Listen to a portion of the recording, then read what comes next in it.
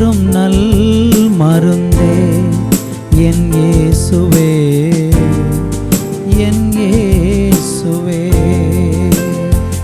ஜீவன் தரும் நல் மருந்தே என் இயேசுவே, என் இயேசுவே.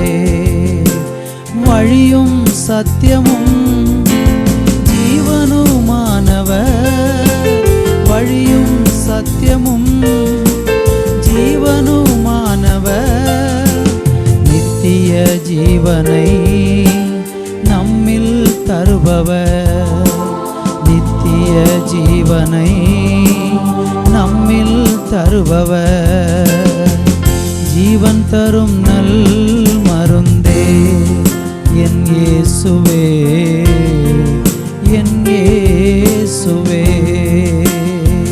ஜீவன் தரும் நல் மருந்தே என் இயேசுவே, என் இயேசுவே.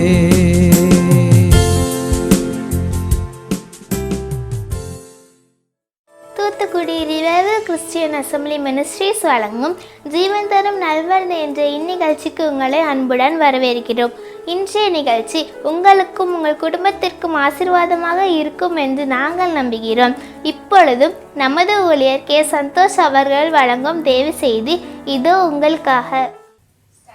கிறிஸ்துவுக்குள் அன்பான தேவனுடைய பிள்ளைகளே, இயேசு கிறிஸ்துவின் ஈடு இணையற்ற நாமத்தில் உங்களை அன்போடு கூட நான் வாழ்த்துகிறேன், வரவேற்கிறேன். இந்த நாளிலையும் கூட நம்ம தியானிப்பதற்காக யோவான் சுவிசேஷம் அதனுடைய 8ஆம் அதிகாரம் அதனுடைய 36வது வசனத்தையும் 32வது வசனத்தையும் இன்றைக்கு நம்ம வாசித்து இன்றைக்கு நம்ம தியானிக்க போகிறோம். இப்பொழுது அந்த வேத பகுதியை வாசிக்க கேட்கலாம்.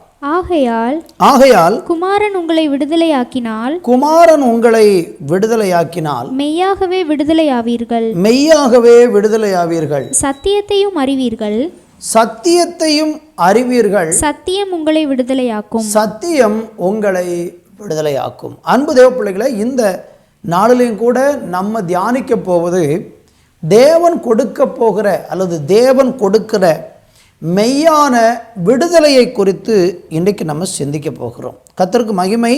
முதலாவது வாசித்த வேத வசனத்திலே சொல்லப்பட்டிருக்கிறது, குமாரன் உங்களை விடுதலையாக்கினால் மெய்யாகவே விடுதலை ஆவீர்கள். பார்த்தீங்களா, விடுதலைக்கான ஒரு வழியை ஆண்டவர் சொல்லுகிறார். ரெண்டாவது, அதே விடுதலையை குறித்து இன்னொரு வார்த்தையை கூட ஆண்டவர் சொல்லி அதற்கு இணையாக அந்த விடுதலை எப்படி பெற்றுக்கொள்ளலாம் என்பதையும் ஆண்டவர் இங்கே சொல்லுகிறார். சத்தியத்தையும் அறிவீர்கள், சத்தியம் உங்களை விடுதலையாக்கும். அப்போ விடுதலையாக்க போவது கிறிஸ்து நம்மளை விடுதலையாக்க போகிறார். குமாரன் விடுதலையாக்கினால் மெய்யாகவே விடுதலையாவீர்கள். இயேசு கிறிஸ்து ஒரு மனுஷனுக்கு விடுதலை கொடுக்கிறார் என்கிற வார்த்தை இங்கே தெளிவாக இருக்கிறது. அந்த விடுதலையை யார் பெற்றுக்கொள்வார்கள் என்பதுதான் ரெண்டாவது படித்த வேதவசனத்தில் சொல்லப்பட்டிருக்கிறது. யார் பெற்றுக்கொள்வார்கள்? யாரெல்லாம் சத்தியத்தை அறிகிறார்களோ அவர்கள் அந்த விடுதலையை பெற்றுக்கொள்வார்கள். இயேசு கிறிஸ்து நம்மளை எதிலிருந்தெல்லாம் விடுதலையாக்குகிறார் என்பதை குறித்து வேதத்தில் நாம் இன்றைக்கு கொஞ்சம் தெளிவாக பார்க்க போகிறோம். ஏதோ சில காரியங்களிலே நீங்கள் இன்றைக்கு விடுதலை இல்லாமல் கட்டப்பட்ட நிலையில், பிடிக்கப்பட்ட நிலையில் அல்லது கண்ணியிலே அகப்பட்டது போல உங்கள் வாழ்க்கை இருந்து கொண்டு இருக்கும் என்றால், இன்றைக்கு இயேசு கிறிஸ்து உங்களுக்கு ஒரு விடுதலையை வாக்கு பண்ணுகிறார். அந்த விடுதலையை உலகத்தில் யாருமே தர முடியாது. குமாரன் இயேசு கிறிஸ்து இந்த உலகத்தில் வந்தது நம்மை விடுதலையாக்குவதற்காக. பாவத்திலிருந்து, சாபத்திலிருந்து, மரணத்திலிருந்து, இச்சைகளிலிருந்து, உலக வழிபாடுகளிலிருந்து, பல அடிமைத்தனத்திலிருந்து ஆண்டவர் நம்மை விடுதலையாக்குகிறார் என்று வேதம் நமக்கு சொல்லுகிறது. அதை குறித்து நாம் தொடர்ந்து சிந்திக்க போகிறோம். வேதத்தில் படித்து பாருங்கள்.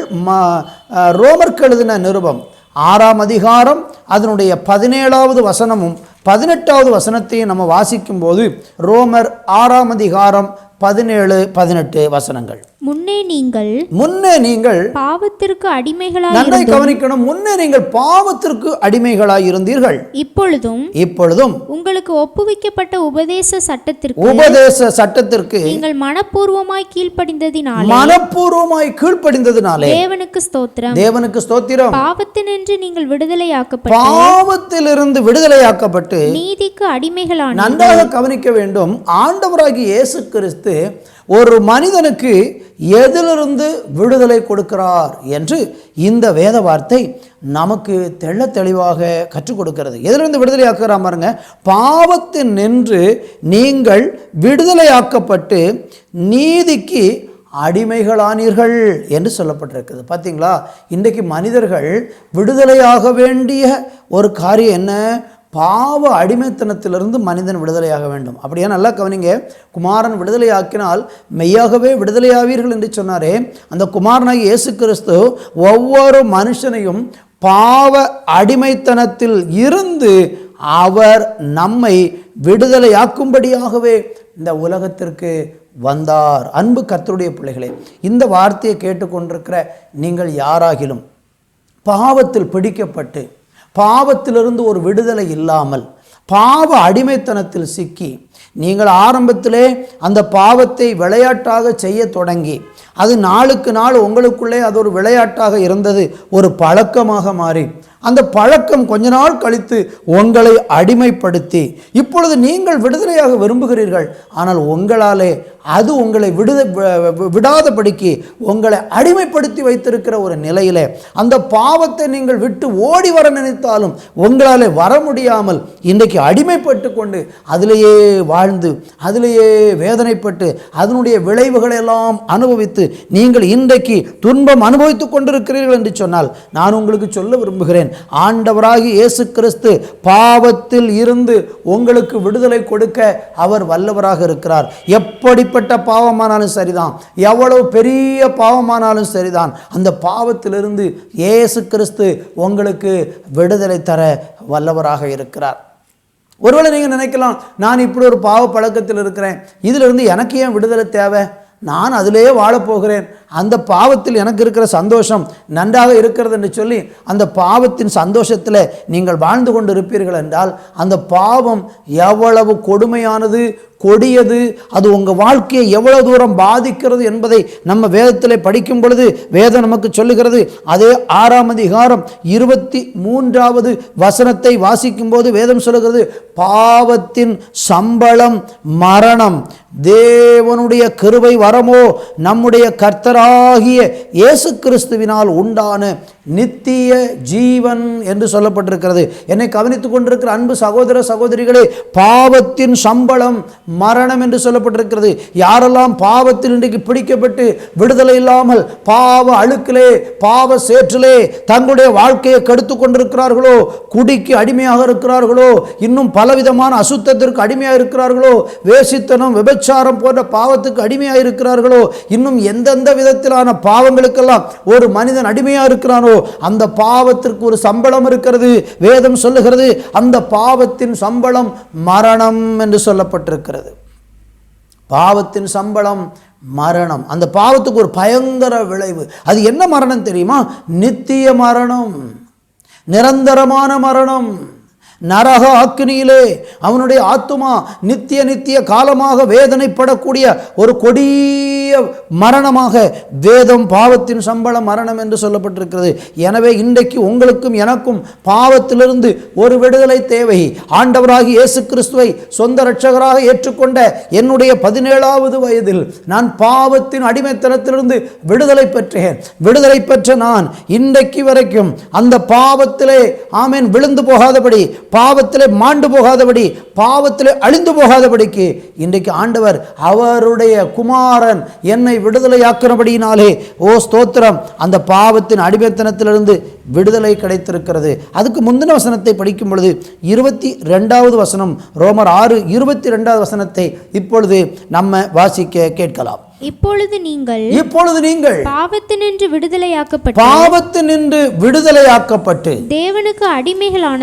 தேவனுக்கு அடிமைகளானதினால் பரிசுத்தமாகுதல் உங்களுக்கு கிடைக்கும் பலன்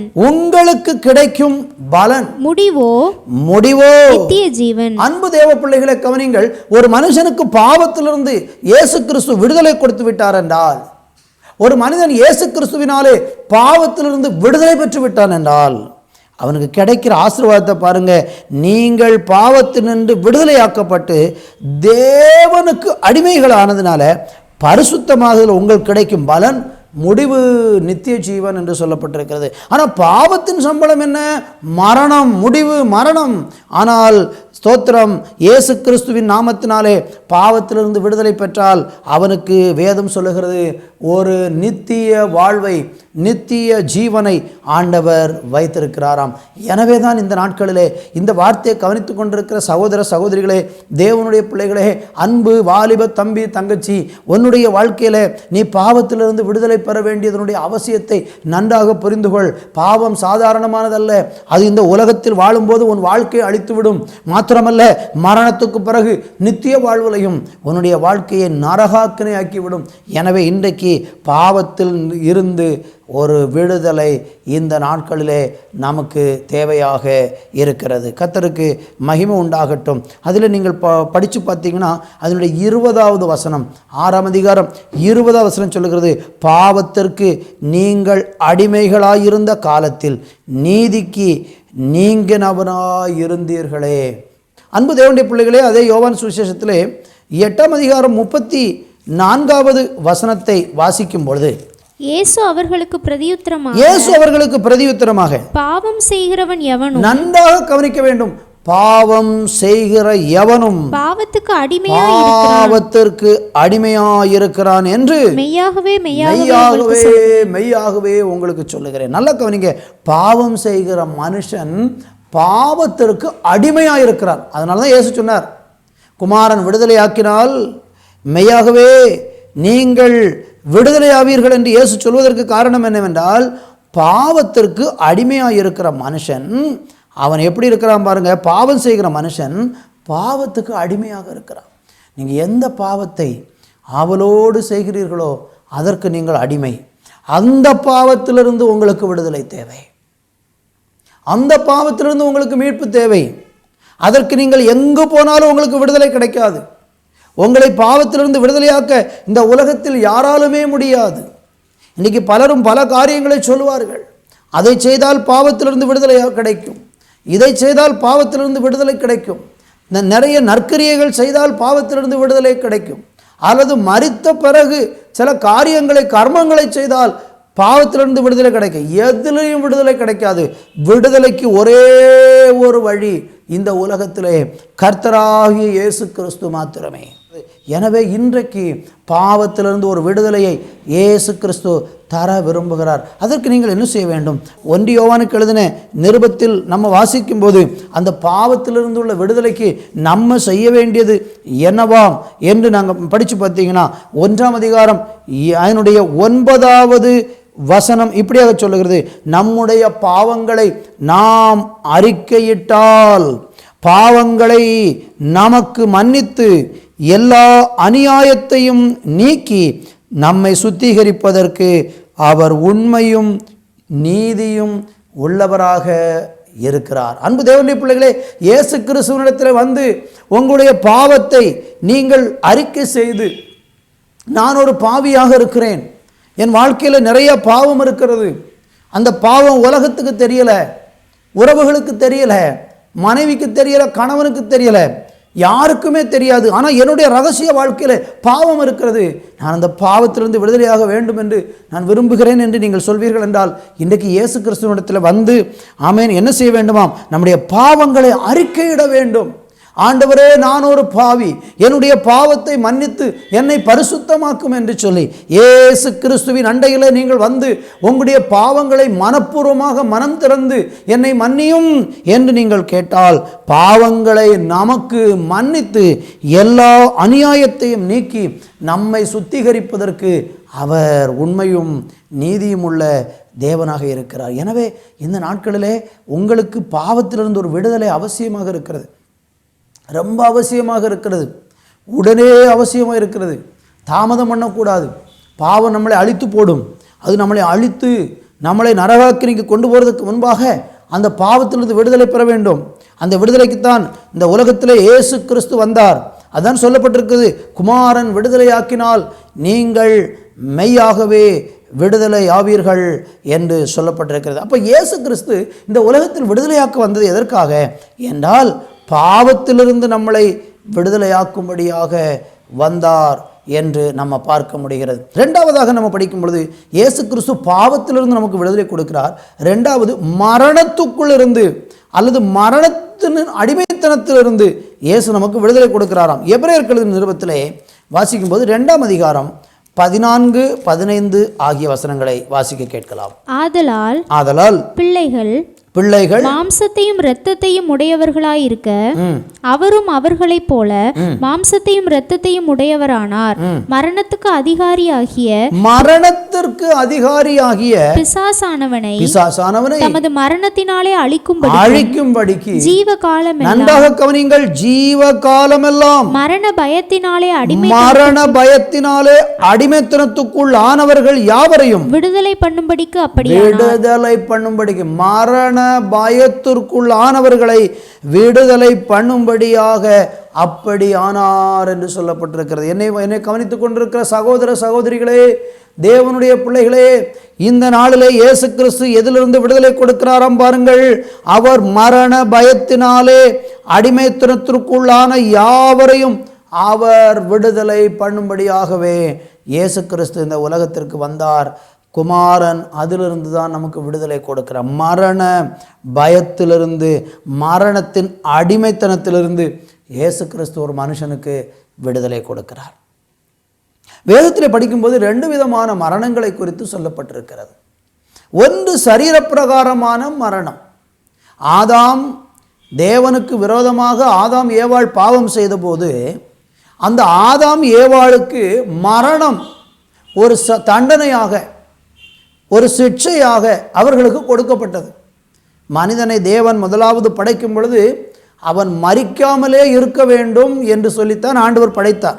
அவனுக்கு மரணமே இல்லாத ஒரு வாழ்வு இந்த உலகத்தில் உண்டாக வேண்டும் என்று தான் மனிதனை தேவன் படைத்தார். ஆனால் ஆதாம் ஏவாள் பாவம் செய்தபோது அந்த பாவத்திற்கு கிடைத்த சம்பளம் சரீரப்பிரகாரமான ஒரு மரணம்.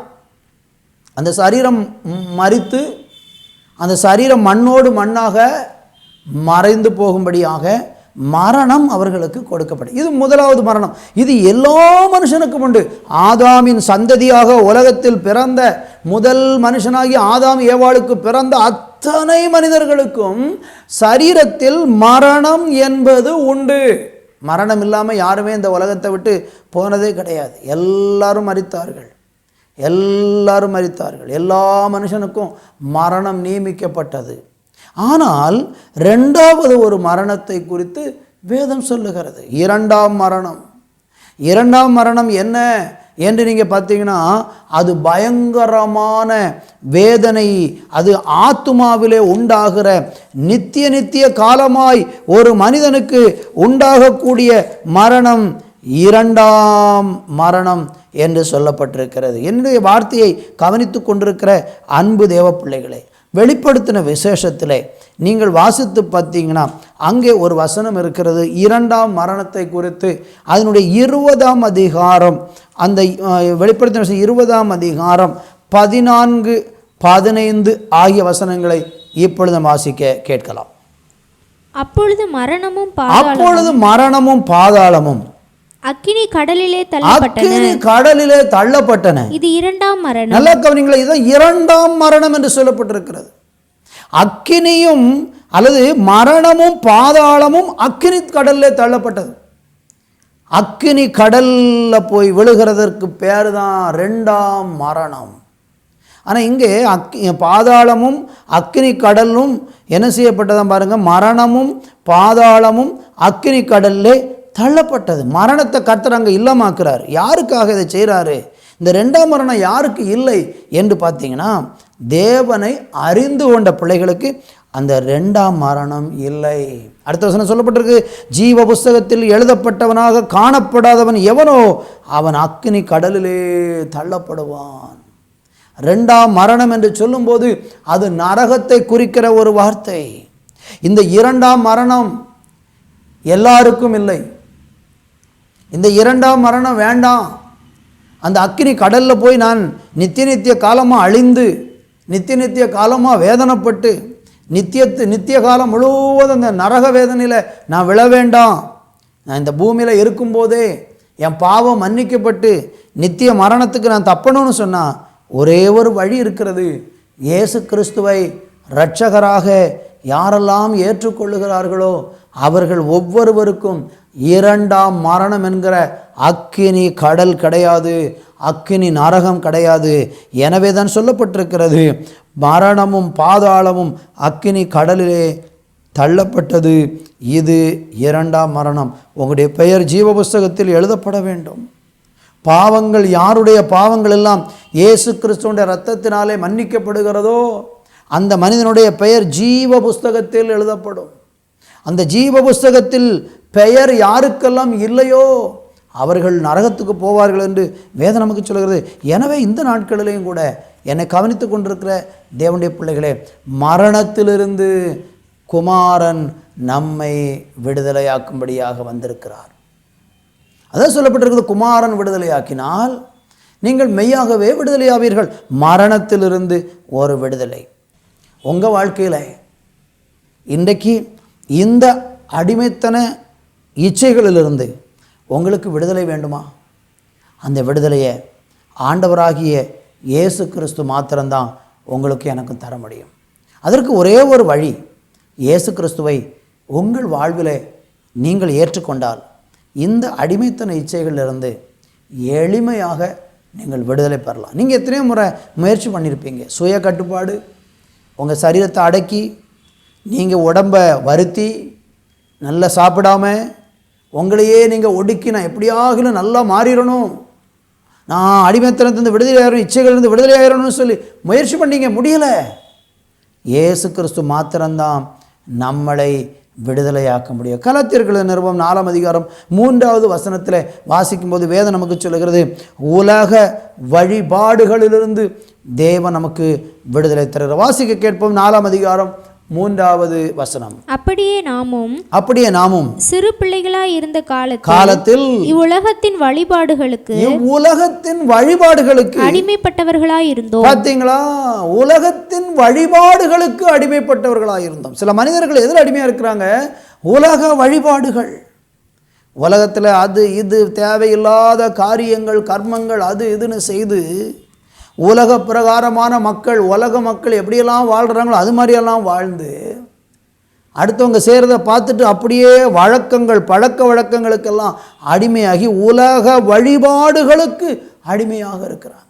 அவங்க தேவன் நமக்கு எப்படி வாழணும், எதை செய்யணும், எதை செய்யக்கூடாது என்று கர்த்தர் மனிதனுக்கு ஒரு பிரமாணம் கொடுத்திருக்கும் போது அந்த பிரமாணத்தின்படி வாழாமல் மற்றவர்கள் செய்கிறதை பார்த்து, அவங்க செய்கிறது இவங்க செய்கிறதெல்லாம் பார்த்து, இந்த உலக வழக்கம், உலக வழிபாடுகள், எங்கள் ஊரில் இதுதான் பழக்க வழக்கம், நாங்கள் எல்லோரும் இப்படி தான் செய்வோம்னு சொல்லி அந்த உலக வழக்கத்திற்கு சிலர் அடிமையாக இருக்கிறாங்க. ஒரு மனுஷன் இந்த பூமியில் எப்படி வாழ வேண்டும் என்று சொல்லி ஆண்டவர் நமக்கு அழகாக ஒரு பிரமாணம் கொடுத்திருக்கிறார். அதுதான் பரிசுத்த வேத புஸ்தகம். இந்த பரிசுத்த வேத புஸ்தகத்தை யார் கை கொண்டு யார் நடக்கிறாங்களோ அவங்க தான் விடுதலையாக முடியும். அவங்களுக்கு தான் விடுதலையின் வழியை கர்த்தர் போதிக்கிறார். எனவே அன்பு தேவ பிள்ளைகளே, உலக வழிபாடுகளிலிருந்து ஆண்டவர் நமக்கு விடுதலை கொடுக்கிறார். கர்த்தருக்கு மகிமை உண்டாவதாக. நீதிமொழிகளின் புஸ்தகம் 22ஆம் அதிகாரம் 7வது வசனத்தை வாசிக்கும்போது அங்கே ஆண்டவர் ஒரு வார்த்தை சொல்றாரு, வாசிக்க கேட்போம். ஐஸ்வர்யவான் தரித்திரனை ஆளுகிறான். ஐஸ்வர்யவான் தரித்திரனை ஆளுகிறான். கடன் வாங்கினவன் கடன் கொடுத்தவனுக்கு அடிமை. கடன் கொடுத்தவனுக்கு, கடனில் அடிமையாக இருக்கிறார்கள் சில மனிதர்கள். இன்றைக்கு கடன் பட்டு கடனுக்கு அடிமை. நீங்கள் கடன் வாங்கிட்டீங்களா? உங்களுக்கு யார் கடன் கொடுத்தாங்களோ அவங்களுக்கு வாழ்நாள் முழுவதும் அடிமைப்பட்டிருப்பேன். பயந்து பயந்து, ஐயோ கணக்காரன் வருகிறான், பயம். கடன் வாங்குவது ஆசீர்வாதம் அல்ல. கடன் வாங்கியாச்சா, நீ அங்கே அடிமை ஆயிட்டீங்க. கடன் யாரிடத்துல எதை வாங்கினாலும் நம்ம அடிமைதான். நம்ம அன்பு செலுத்தணும், அன்பைத்தான் கடனாக கொடுக்கணும், வாங்கணும்னு தான் பைபிள் சொல்லுகிறது. கடனுக்கு அடிமைப்படாதபடிக்கு உங்கள் வாழ்க்கை ஆண்டவருக்கு ஒப்பு கொடுங்க. ஆண்டவருடைய கிருபையினால ஊழிய பாதையில் கிட்டத்தட்ட ஸ்தோத்திரம் ஆண்டவருடைய ஊழியத்தில் 30 ஆண்டுகளை அடியெடுத்து வைக்கும்படியான பாக்கியத்தை கர்த்தர் எங்களுக்கு கொடுத்திருக்கிறார். இந்த 30 ஆண்டுகால ஊழியத்தில் ஸ்தோத்திரம் இதுவரைக்கும் கடனே இல்லாமல் ஊழியத்தை செய்ய ஆண்டவர் உதவி செய்திருக்கிறார். எத்தனையோ நேரங்களில் குறைகள் வரும், கஷ்டங்கள் வரும், தேவைகள் வரும். அந்த நேரத்தில் எல்லாம் ஆண்டவரை சார்ந்து கொண்டு, இல்லை கர்த்தர் தேவைகளை சந்திப்பார்னு சொல்லி ஆண்டவர் கொடுக்கிற நன்மைக்குள்ளேயே மகிழ்ச்சியோடு வாழும்படியான பாக்கியத்தை கொடுத்திருக்கிறார். காரணம் என்னென்னா, அடிமைப்படக்கூடாது. எனவே நீங்கள் உங்கள் வாழ்க்கையில் போதும் என்கிற அந்த மனதுடனே கூடிய தேவபக்தி மிகுந்த ஆதாயம் என்று எண்ணி கடன் வாங்க மாட்டேன் என்று சொல்லி தீர்மானம் எடுத்து நீங்கள் வாழ்ந்து பாருங்கள். உங்கள் வாழ்க்கை ரொம்ப மகிழ்ச்சியாக இருக்கும், மகிழ்ச்சியாக இருக்கும். இந்த விடுதலைக்கு நம்ம என்ன செய்ய வேண்டும்? கடனிலிருந்து விடுதலை, உலக வழிபாடுகளிலிருந்து விடுதலை, இச்சைகளிலிருந்து விடுதலை, பாவத்திலிருந்து விடுதலை, மரணத்திலிருந்து விடுதலை, இதெல்லாம் நமக்கு வேண்டுமா? ஒன்று செய்ய வேண்டும், சத்தியத்தையும் அறிவீர்கள், சத்தியம் உங்களை விடுதலையாக்கும் என்று சொல்லி நம்ம அந்த வேத பகுதியில் படித்தோம். என்னை கவனிக்கிற அன்பு தேவ பிள்ளைகளே, நீங்கள் இன்றைக்கி சத்தியத்தை அறிந்தால் மட்டும்தான் உங்களுக்கு விடுதலை கிடைக்கும். சத்தியத்தை அறியாமல் நீங்கள் அந்த விடுதலையை பெற முடியாது. சத்தியம் என்றால் என்ன? வேதம் நமக்கு சொல்லுகிறது. யோவான் சுவிசேஷம் 14ஆம் அதிகாரம் 6வது வசனத்தை நீங்கள் வாசித்து பாருங்கள். நானே வழியும் சத்தியமும் ஜீவனுமாயிருக்கிறேன் என்று இயேசு சொல்லுகிறார். இயேசு கிறிஸ்து ஒருவர் தான் வழி, இயேசு கிறிஸ்து ஒருவர் தான் சத்தியம். இந்த இயேசு கிறிஸ்துவை அறிகிற ஒரு மனுஷனுக்கு கட்டாயம் விடுதலை உண்டு. ஆண்டவரை அறியணும், இயேசுவை அறியணும். இயேசு கிறிஸ்து யார் என்பதை நீங்கள் நன்றாக அறிந்து கொள்ள வேண்டும். அவரை அறிவதற்கு நம்ம செய்ய வேண்டியது என்ன? அவருடைய வேதத்தின் வசனங்களை நாம் கேட்க கேட்க தேவனை பற்றிய அறிவு நமக்குள்ளே உண்டாகும். கர்த்தரை அறிந்து கொள்ள வேண்டும், அவருடைய அன்பை அறிந்து கொள்ள வேண்டும். அவர் நமக்காக என்ன செய்தார் என்பதை இந்த வேதத்தை படித்து நீங்கள் அறிய அறிய உங்கள் வாழ்க்கையில் விடுதலை வந்து கொண்டே இருக்கும். அப்போஸ்தலனாகிய பவுல் தன்னுடைய அனுபவத்தில் சொல்கிறாரு, தேவனை குறித்த அந்த அறிவின் மேன்மைக்காக நான் எல்லாவற்றையும் குப்பையுமாக அற்பமாக எண்ணினேன் என்று சொல்கிறார். ஏனென்றால் எனக்கு கடவுளை பற்றி அறிகிற அறிவு தான் எனக்கு ஒரு பெரிய விடுதலையை கொண்டு வரும். நீங்கள் இந்த நாட்களில் தேவனை பற்றி அதிகமாய் அறிய வேண்டும். இயேசு கிறிஸ்துவையும் அவருடைய அன்பையும் ஒரு மனுஷன் ஆழமாய் அறிய அறிய அறிய அவன் வாழ்க்கையில் விடுதலை வந்து கொண்டே இருக்கும். இன்றைக்கு இந்த வார்த்தை கேட்கிற நீங்கள், இயேசுவை பற்றி எனக்கு ஒன்றுமே தெரியாது, இயேசு யாரென்று நான் இதுவரையில் சரியாக கூட புரிந்து கொள்ளவில்லை, இயேசு ஒரு மதத்தின் தலைவராக நான் எண்ணிக்கொண்டிருக்கிறேன், அல்லது கிறிஸ்தவர்களுக்கு தெய்வமாக எண்ணிக்கொண்டிருக்கிறேன் என்று இருப்பீர்கள் என்றால், இல்லை, அவர் கிறிஸ்தவர்களுக்கு மாத்திரம் தெய்வம் அல்ல, உலகத்துள்ள சகல மனிதனுக்காகவும் தன்னுடைய ஜீவனை கொடுத்த மெய்யான தெய்வம் இயேசு கிறிஸ்து. அவரை நீங்கள் அறிந்தால், அவரை குறித்து நீங்கள் ஆழமாய் அறிந்து கொண்டால் நிச்சயமாக உங்களுக்கு ஒரு விடுதலை உண்டாகும். இந்த ஆண்டவரை இயேசுவை குறித்து நீங்கள் அதிகமாக அறிய விரும்புவீர்கள் என்றால் தொடர்ந்து எங்களோடு கூட தொடர்பு கொள்ளுங்கள். இந்த நிகழ்ச்சியை பார்த்து கொண்டிருக்கிற நீங்கள் தொலைக்காட்சியிலேயோ இன்னும் இணையதளத்தில் நீங்கள் பார்த்து கொண்டிருக்கிறீங்க, யூடியூப்பில் பார்த்து கொண்டிருக்கிறீங்க, ஃபேஸ்புக் மூலமாக பார்க்குறீங்க, எந்த சோஷியல் மீடியாவில் நீங்கள் இந்த வார்த்தையை பார்த்து கொண்டிருந்தாலும் இயேசுவை அறிந்து கொள்வதற்கு எங்களோடு தொடர்பு கொள்ளுங்கள்.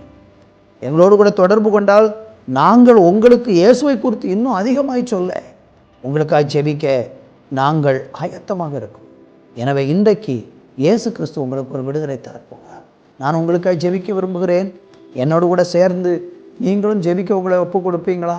கண்களை மூடி இருக்கிற இடத்துல, நான் பாவத்திலிருந்து விடுதலை பெற விரும்புகிறேன், ஆமென், சாபத்திலிருந்து விடுதலை பெற விரும்புகிறேன், மரணத்திலிருந்து, மரண பயத்திலிருந்து விடுதலை பெற விரும்புகிறேன்.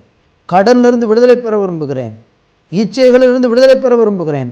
2ஆம் மரணமாகிய நரகத்திலிருந்து நான் விடுதலை பெற விரும்புகிறேன் என்றால் இன்றைக்கு மனதில் சொல்லுங்கள், இயேசுவே உம்மை என் இரட்சகராக, என் தெய்வமாக, ஆண்டவராக ஏற்றுக்கொள்ள நான் முன் வருகிறேன். இன்றைக்கு எனக்கு ஒரு விடுதலை வேண்டும். இன்றைக்கு எனக்கு பாவத்திலிருந்து ஒரு விடுதலை வேண்டும். இன்றைக்கு எனக்கு வியாதியிலிருந்து ஒரு விடுதலை வேண்டும். கடனிலிருந்து ஒரு விடுதலை வேண்டும். இன்றைக்கு நான் அழிவிலிருந்து எனக்கு ஒரு விடுதலை வேண்டும் என்று சொல்லி, இயேசுவே எனக்கு உதவி செய்யும் என்று கூப்பிடுங்கள், கூப்பிடுங்கள், கூப்பிடுங்கள். கர்த்தர் இப்பொழுதே ஒரு விடுதலை உங்களுக்கு தரப்போகிறார். நான் உங்களுக்காக ஜெபிக்க போகிறேன். அன்பு தகப்பனே, உம்முடைய பிள்ளைகள் யாரெல்லாம் இப்பொழுது ஜெபித்து கொண்டிருக்கிறார்களோ, விடுதலைக்காகவும் நோக்கி பார்க்கிறார்களோ, அவர்கள் மேல் இயேசு கிறிஸ்துவின் கரம் வந்து அமரட்டும் என்று ஜெபிக்கிறேன். ஒரு மெய்யான விடுதலையை கொடுங்கப்பா. பாவத்திலிருந்து விடுதலை பெறாமல் தவிக்கிற பிள்ளைகள் இப்பொழுதே கர்த்தராகிய இயேசுவின் நாமத்திலே விடுதலை பெறுவார்களாக. பாவ அடிமைத்தனங்கள் முற்றிலுமாய் முறிந்து போகட்டு இயேசுவின் நாமத்தினாலே. தெய்வீக விடுதலை பெற்றுக்கொண்டு தேவனுக்கு சாட்சிகளாக நிலை கொள்வதற்கு உம்முடைய பிள்ளைகளை கர்த்தராகிய தேவன் இன்றைக்கு சந்திக்கும்படியே நாங்கள் ஜெபிக்கிறோம். அல்லேலூயா. உடைய விடுதலின் வல்லமை உடைய பிள்ளைகளை பரிபூர்ணமாக ஆள வேண்டும் என்று சொல்லி ஆசீர்வதித்து ஜெபிக்கிறோம். கர்த்தர் செய்ய போகிற நல்ல தயவுக்காக உமக்கு ஸ்தோத்திரம். துதி, கன, மகிமை எல்லாம் உமக்கு ஸ்தோத்திரம். இயேசு கிறிஸ்துவின் நாமத்தில் ஜெபிக்கிறோம் எங்கள் நல்ல பிதாவே. ஆமேன், ஆமேன். அன்பு தேவ பிள்ளைகளே, கர்த்தர் நம்மோடு கூட பேசியிருக்கிறார். இந்த வார்த்தையின் மூலமாக ஆண்டவர் உங்களோடு இடைப்பட்டிருக்கிறார். தொடர்ந்து இயேசு கிறிஸ்து உங்களுக்கு அற்புதம் செய்ய ஆயத்தமாயிருக்கிறார். மற்றும் ஒரு நிகழ்ச்சியில் உங்களை சந்திக்கும் வரை கர்த்தர் உங்களோடு கூட இருப்பாராக. ஆமேன், ஆமேன். அன்பானவர்களே, கர்த்தருடைய வேதம் குறைவற்றதும் ஆத்துமாவை உயிர்ப்பிக்கிறதுமாய் இருக்கிறது என்று நாம் வேதத்தில் வாசிக்கிறோம். இன்றைக்கு நீங்கள் பார்த்த சத்தியமும் உங்கள் ஆவி, ஆத்துமா, சரீரத்தை நிச்சயமாக உயிர்ப்பிக்கும் என்பதில் எவ்வளவேனும் சந்தேகம் இல்லை. மீண்டும் அடுத்த வார நிகழ்ச்சிக்காக ஜெபத்துடனும் எதிர்பார்ப்புடனும் காத்திருப்போம். கர்த்தர் உங்களை ஆசீர்வதிப்பாராக. ஆமேன். Our address: Revival Christian Assembly Ministries, 17/3, Grainagar 2nd Street East, Chuchipuri. Contact 944 277 8986.